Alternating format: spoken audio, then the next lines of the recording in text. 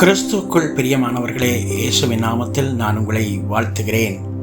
2 நாளாகமம் 20வது அதிகாரம் 20வது வசனத்தை பார்க்கின்ற பொழுது, உங்கள் தேவனாகிய கர்த்தரை நம்புங்கள் என்று சொல்லக்கூடிய வார்த்தைகளை இன்றைய நாட்களில் நாம் பார்க்கின்றோம்.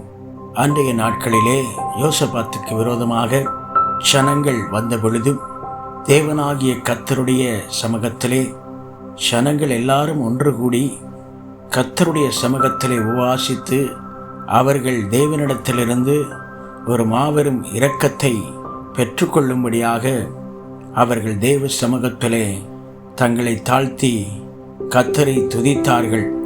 அவர்களுக்கு எதிராய் வந்த சத்துருக்களை ஆண்டவர் முறியடிக்கும்படியாக யுத்தத்தை நடத்துகின்ற கர்த்தர் தம்முடைய ஜனங்களுக்கு வெற்றியையும் தம்முடைய ஜனங்களுக்கு பாதுகாப்பையும் தருகின்றவராக இருக்கின்றார் என்று அந்த வேத வசனங்களின் மூலமாக நாம் அறியக்கூடியதாக இருக்கிறது.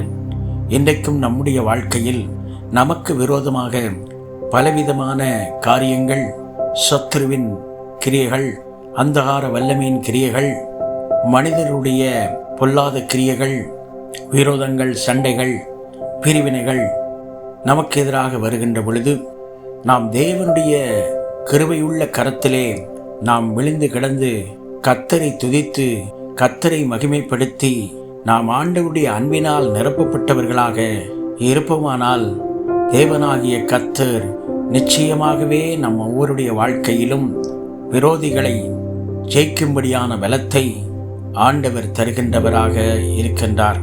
நம்முடைய சுய பலத்தினாலே சத்துருவின் கிரியைகளை நாம் ஜெயித்து விட முடியாது.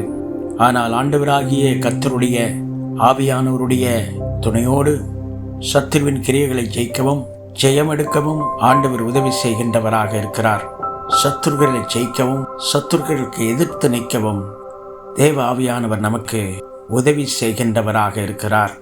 இன்றைய நாட்களிலும் நாம் ஆண்டவரை மாத்திரம் நம்பி ஆண்டவரை மாத்திரம் நம்முடைய வாழ்க்கையில் நம்பிக்கையாக கொண்டு நடக்கின்ற பொழுது ஒவ்வொரு நாட்களிலும் கர்த்தர் நம்மை ஜெயமாக நடத்த அவர் வல்லவராக இருக்கின்றார்.